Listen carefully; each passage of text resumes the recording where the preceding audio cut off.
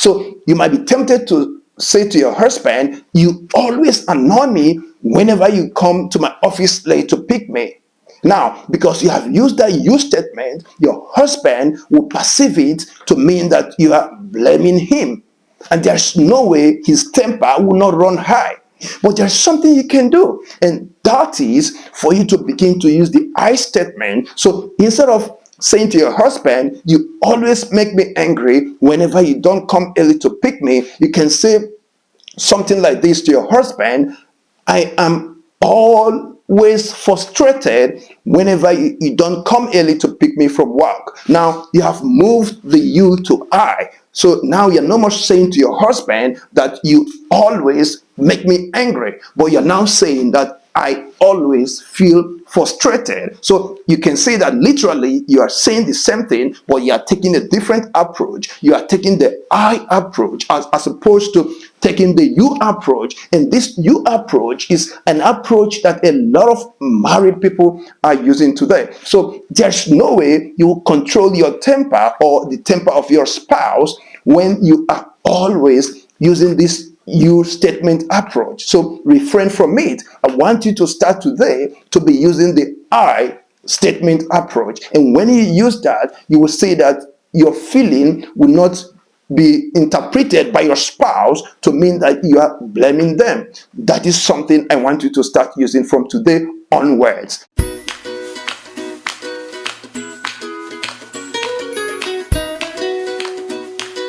Hello everyone, and welcome back to Transforming Marriages with Uju Onwuzlike. I am thrilled to be your host, and today I want to share with you a 6-letter word that has the capacity to damage your marital relationship. And what is that word? It is called temper.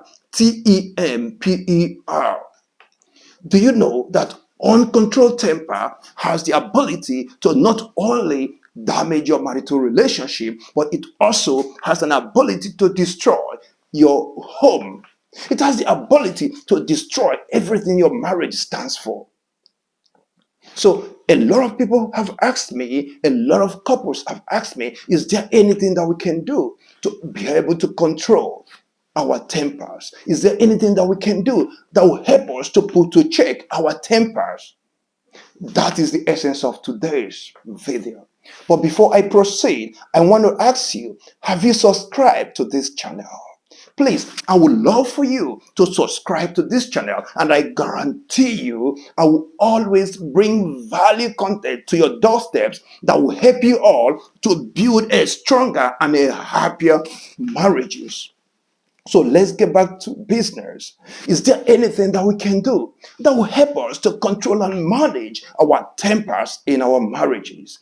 There are things that you can do, and that is the essence of today's marriages. So I'm going to share with you right away steps that you can take that will help you to control your tempers in your marriage. So the first thing I want you to do is to pause and take a breath. When the emotions are high, in the heat of the moment, I want you to pause and take a deep breath.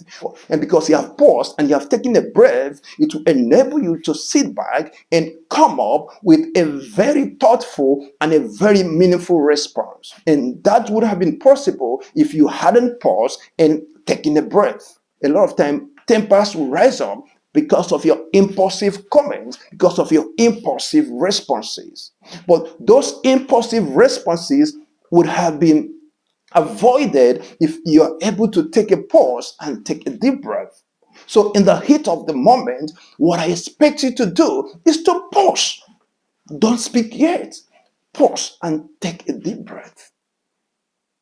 And ask yourself, what is the best response to give at this time? A lot of married couples are not asking themselves this question, all because they are unable to pause in the heat of the moment, because they are unable to take a deep breath.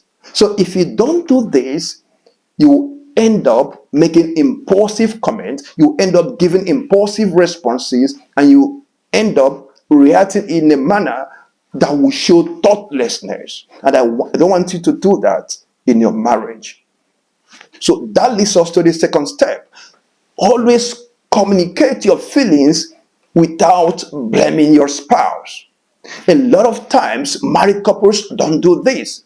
So, in the heat of the moment, when they're angry, they allow their temper to take hold of them. They allow their emotion to rule them. So, because they have allowed the emotions to rule them, whatever they will speak will be seen by their partners to be blame, blame, blame, blame. And that is something you don't want to do. And is there any way out? Is there any way you can avoid speaking in a way that will show that you are blaming your spouse if you are truly angry? Yes, there is a way out, and that way out is what I call moving away from the you statement to beginning to use the I statement. And I'm going to give you an example. So, assuming your husband was to come pick you early from work and he happened to come late, and he has done this twice, and you are always angry when he does that. So you might be tempted to say to your husband, you always annoy me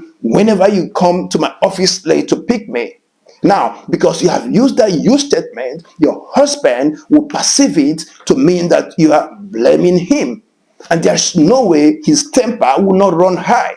But there's something you can do, and that is for you to begin to use the I statement. So instead of saying to your husband, you always make me angry whenever you don't come early to pick me, you can say something like this to your husband: I am always frustrated whenever you don't come early to pick me from work. Now you have moved the you to I. So now you're no more saying to your husband that you always make me angry, but you're now saying that I always feel frustrated. So you can say that literally you are saying the same thing, but you are taking a different approach. You are taking the I approach as opposed to taking the you approach. And this you approach is an approach that a lot of married people are using today. So there's no way you will control your temper or the temper of your spouse when you are always using this you statement approach. So refrain from it. I want you to start today to be using the I statement approach. And when you use that, you will see that your feeling will not be interpreted by your spouse to mean that you are blaming them. That is something I want you to start using from today onwards. And that leads us to the third thing you can do. The third thing you can do is to practice active listening. Now, active listening is quite different from listening. In one of my videos, I have talked about the four kinds of listeners, and the fourth type is what I want you to be.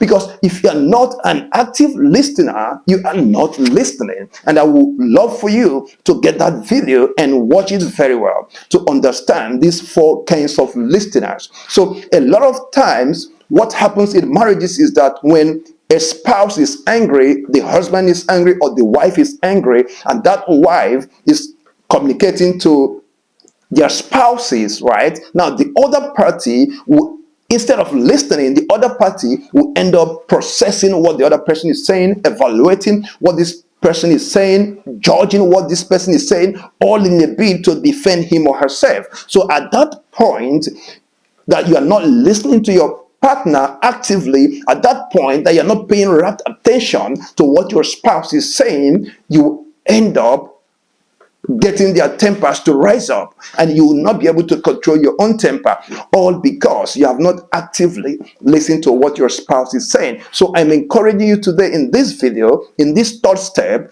for you to always practice active listening. And when you are listening to your spouse, they will always know that you are listening to them. And don't just listen to defend yourself, but listen to understand what your spouse is saying. When you do that, you will see that you will be able to diffuse that temper that will want to rise up and destroy the fabric of your marriage. That leads us to the fourth thing you can do. The fourth thing you can do is to take a break when there is a need, especially when emotions are running high. A lot of times when I advise couples to do this, they'll be saying to me, doesn't that mean that we are weak? Wouldn't that showcase to my spouse that I am a weak man or I'm a weak woman? That is not true. When you take a break, when you need to take a break, when you're saying to yourself, this discussion, if we continue with this discussion, it will exacerbate to what we wouldn't want to have. When we continue in this discussion, it will lead to something else. When you learn to take a break,